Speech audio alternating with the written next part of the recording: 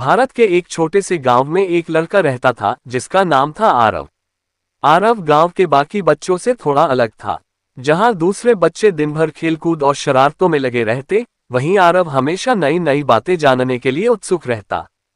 उसकी आंखों में चमक और चेहरे पर मासूमियत देखकर कोई भी समझ सकता था कि यह बच्चा सिर्फ खेलने के लिए नहीं, बल्कि कुछ बड़ा सीखने के लिए पैदा हुआ है।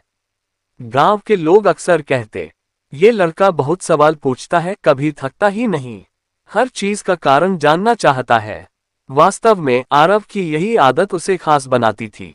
रहस्यमय पेड़ की कहानी। गांव के बाहर एक बहुत ही पुराना, ऊंचा और घना पेड़ था। लोग उसे बूढ़ा बरगद कहते थे। वह पेड़ इतना विशाल था कि उसकी छाया में पूरा मेला लग सकता था। उसकी जड़ें जमीन के ऊपर तक फैली हुई थीं और शाखाएं बादलों को छूने लगती थीं। गांव में उस पेड़ के बारे में कई तरह की बातें मशहूर थीं। कोई कहता, इस पेड़ में भूत बसता है, तो कोई कहता, ये पेड़ जादुई है जो रात में चमक उठता है।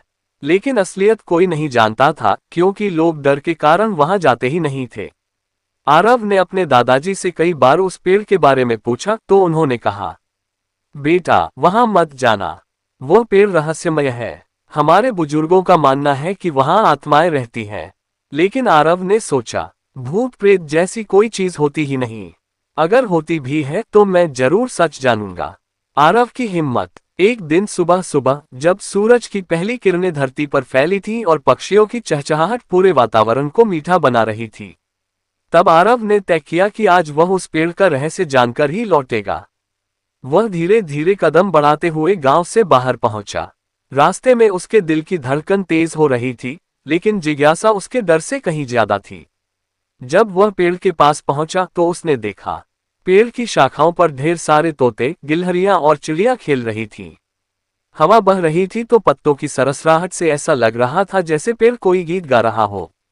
आरव ने हिम्मत जुटाकर धीरे से कहा, पेड़ जी, अगर आप सच में जादुई हैं तो मुझसे बात कीजिए।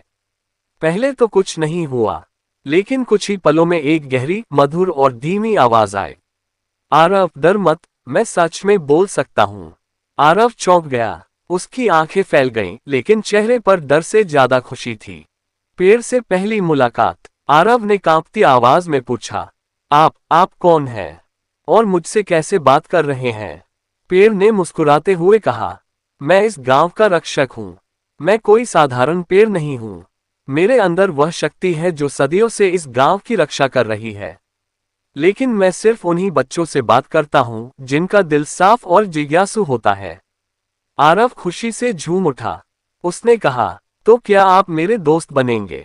पेड़ ने हंसकर जवाब दिया, बिल्कुल, लेकिन बदले में तुम्हें मुझसे एक वादा करना होगा। पेड़ का रहस्य। पेड़ ने आगे कहा, सदियों पहले जब ये गांव बसा था तब यहाँ बहुत बड़ा सूखा पड़ा।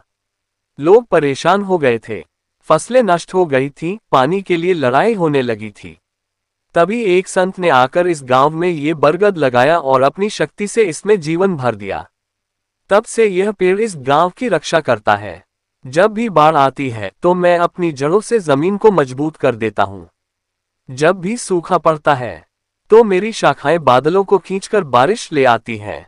लेकिन मेरी एक शर्त है, गांव वाले कभी पेड़ों को काटेंगे नहीं और हमेशा प्रकृति की रक्षा करेंगे। आरव ध्यान से सब सुन रहा था। उसकी आंखों में चमक थी और दिल में उत्साह। उसने कहा, मैं वादा करता हूँ पेड़ जी, मैं पूरे गांव को बताऊंगा कि पेड़ पौधों की रक्षा कितनी जरूरी है। गांव वालों की प्रतिक्रिया। जब आरव गांव लौटा तो उसने सबको ये बात बताई। पहले तो सबने उसका मजाक उड़ाया, अरे ये तो बच्चा है, इसकी बातें कौन मानेगा। लेकिन कुछ ही दिनों बाद गांव में एक बड़ा तूफान आया। सभी को लगा कि अब गांव उजड़ जाएगा, पर हुआ इसके उलट। जहां तक बूढ़ा बरगद खड़ा था, वहां का एक भी घर नहीं टूटा। लोग ये देखकर हैरान रह गए। धीरे धीरे सबको विश्वास होने लगा कि आरव सच कह रहा है। गांव वालों ने पेड़ के पास जाकर धन्यवाद किया और प्रतिज्ञा ली कि वे अब कभी पेड़ नहीं काटेंगे। आरव की सीख। अब आरव गांव के बच्चों को इकट्ठा करके समझाने लगा, दोस्तों, पेड़ सिर्फ हमें ऑक्सीजन ही नहीं देते, बल्कि हमारी रक्षा भी करते हैं। अगर हम पेड़ काटेंगे तो खुद ही अपने पैरों पर कुल्हाड़ी मारेंगे। गांव के बड़े बुजुर्ग भी इस बात से सहमत हुए और उन्होंने पेड़ पौधों को बचाने के लिए अभियान शुरू किया।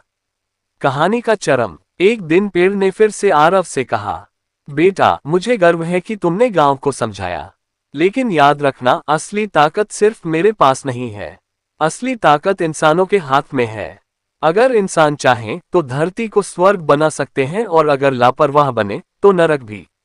आरव ने पेड़ के शब्दों को अपने दिल में उतार लिया। उसने निश्चय किया कि वह बड़ा होकर एक ऐसा इंसान बनेगा जो प्रकृति की रक्षा करेगा और सबको भी इसके लिए प्रेरित करेगा। सीख 1। प्रकृति हमारी सबसे बड़ी मित्र है। 2। पेड़ पौधे हमें सिर्फ ऑक्सीजन ही नहीं बल्कि सुरक्षा और जीवन भी देते हैं।